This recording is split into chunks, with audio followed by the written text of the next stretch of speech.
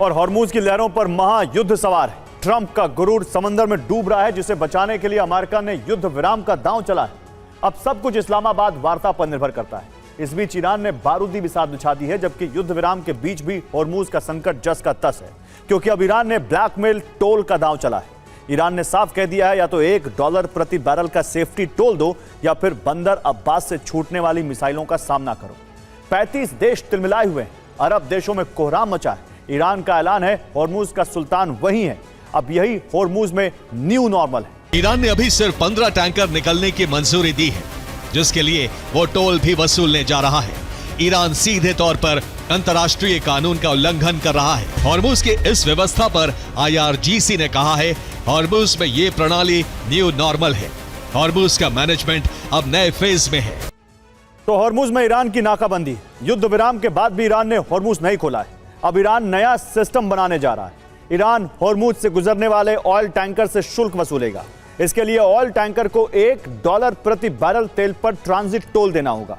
एक टैंकर से अधिकतम $20 लाख तक वसूलने की तैयारी।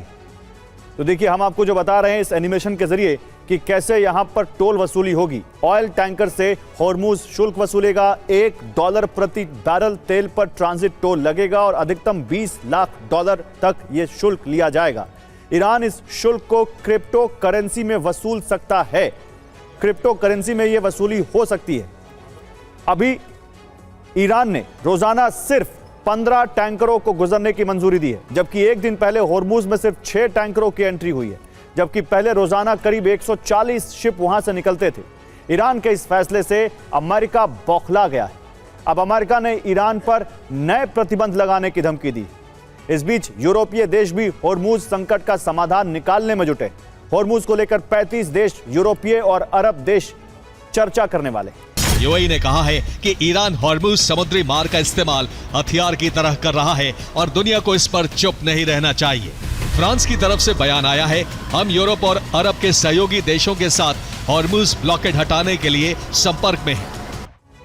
इस्लामाबाद वार्ता विफल हुई तो अमेरिका ईरान के तेल ठिकानों पर हमले कर सकता है, जिससे ईरान में तेल संकट पैदा हो जाए।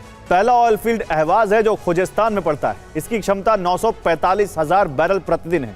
इससे 1100 किलोमीटर लंबी पाइपलाइन से पोर्ट तक तेल जाता है। खुजेस्तान में ही मारून ऑयल फील्ड है, जिसकी क्षमता 520,000 बैरल प्रतिदिन है। इससे 960 किलोमीटर पाइपलाइन पोर्ट तक पहुंचती है। इसके आगे खुजेस्तान में अगजारी ऑयल फील्ड है। इसकी क्षमता 480,000 बैरल प्रतिदिन है। पाइपलाइन 800 किलोमीटर लंबी है।